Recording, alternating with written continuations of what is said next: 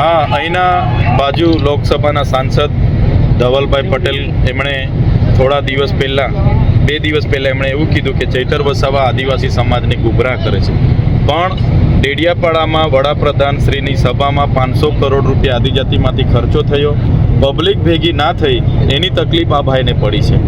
અમે ગુમરાહ કરતા હોય તો નેત્રંગ ખાતે લાખો પબ્લિક પોતાના સ્વખર્ચે ઉપસ્થિત ના થાત.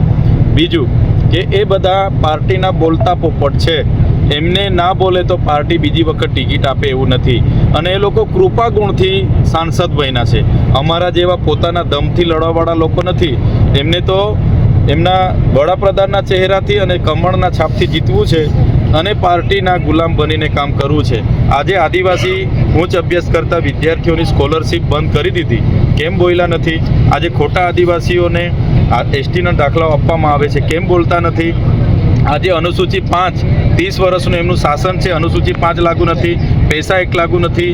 વન અધિકાર અધિનિયમ 2006 અંતર્ગત જે દાવા કર્યા છે એ પેન્ડિંગ છે, એમની સરકાર આપતી નથી. ટ્રાઇબલનું બજેટ એ વલસાડ હોય, ડાંગ હોય, તમામ જિલ્લાનું બજેટ બહારની NGO કોન્ટ્રાક્ટરો એમની એજન્સીઓ હજમ કરી જાય છે.